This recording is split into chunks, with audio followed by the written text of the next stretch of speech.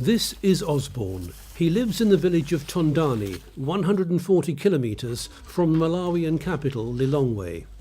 When 3 months old, he started having swelling in his joints, causing him extreme pain. He's now 10 years old, but when he was younger, he couldn't play with friends and often missed school because he was in such agony. Osbourne and his family were stigmatised by local villagers who believed his symptoms were the result of witchcraft by his grandmother. Looking for answers, his father was able to put aside a month's salary for his son to have a blood test at a private clinic. For most Malawians, such a visit would have been simply too costly.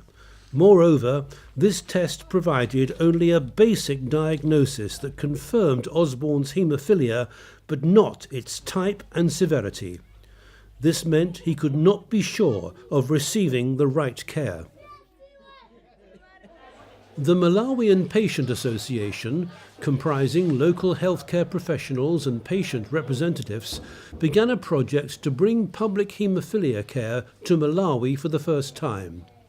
Supported by the Novo Nordisk Haemophilia Foundation, project leader Dr Yohannie Mlombe has a vision for the future, improving haemophilia diagnosis and care so that the estimated 1,600 patients who are expected to have the condition can receive free diagnosis and appropriate care. It has everything in the plasma except what the name suggests, factor VIII.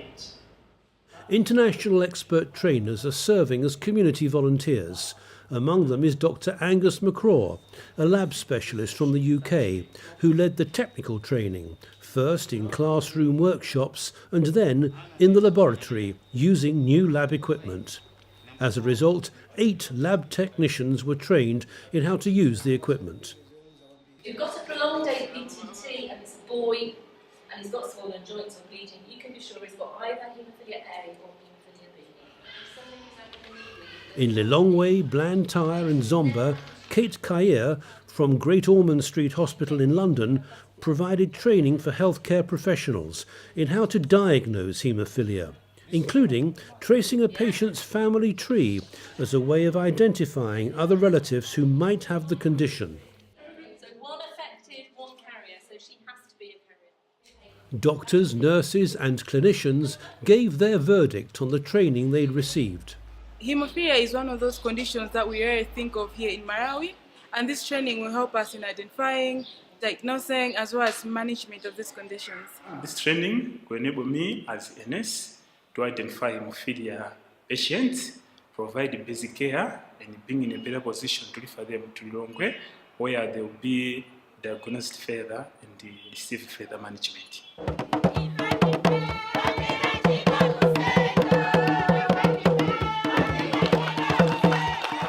After the inauguration of the clinic by the Minister of Health, Dr Peter Kumpalume, the doors were open to scores of people who only now had heard about haemophilia through the project's national media campaign.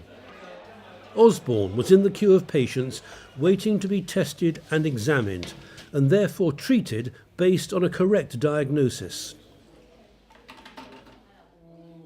After an initial consultation, patients suspected of having haemophilia had their blood taken to be sent to the new lab.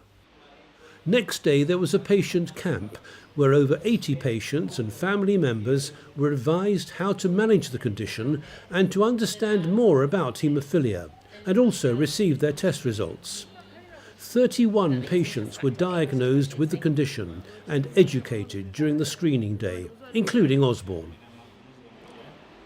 Osbourne's father has now become a patient ambassador, raising awareness of haemophilia so that in the future diagnosis and care can take place much earlier and with far more expertise than was the case with his son. The project team in Malawi has taken a collaborative approach towards improving haemophilia care. The team and experts from abroad have inspired healthcare professionals, the media, patients and family members to come together to improve diagnosis and care, to raise awareness and to help patients deal with their condition, and to look forward to a brighter future.